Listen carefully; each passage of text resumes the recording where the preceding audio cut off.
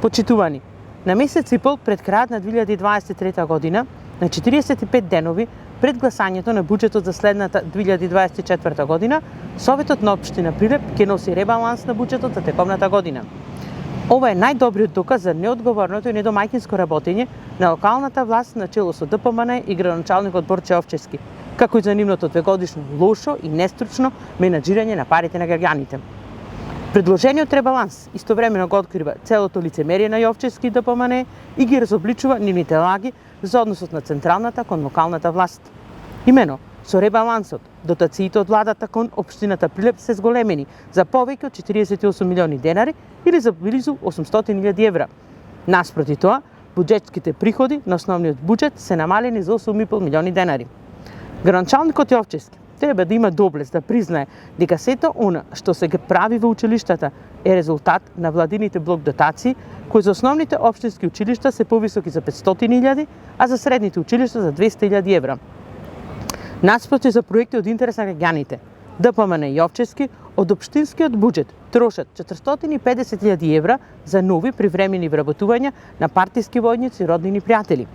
Се кратат пари и за 3 пати најавената градежна офанзива, лага која се распрсна како меуро цапуница. Со месеци наназад прилепчани реагираат дека и покрај тоа што редовно плаќаат за улично осветлување, градот е потонат во црна темница. Ребалансот на буџетот кажува дека не само што состојбата нема да се подобри, туку ќе оди на полошо, бидејќи градоначалникот и ДПМН дополнително ги намалуваат средствата за јавно осветлување дури за 8 пати, од 3,1 милион на 400.000 денари. Она што неизбежно треба да се потенцира е кршењето на законите од страна на градоначалникот при подготовката на предлог планот на развојните програми.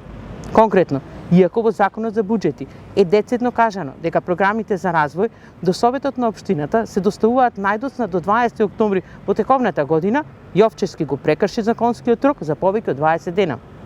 Да биде трагикомедијата поголема, надминувањето на законскиот рок не беше заради изработка на нови проекти во функција на подобрување на условите за живот во градот и населените места.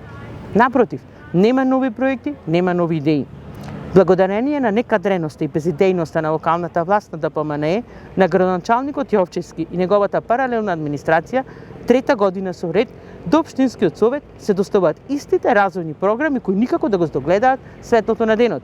Меѓу нив се разбере и легендарната катна гаража ветена за изградба во 2022, во 2023 и сега повторно во 2024 година. Почитувани со граѓани, од оваа локална власт толку. Ви благодарам.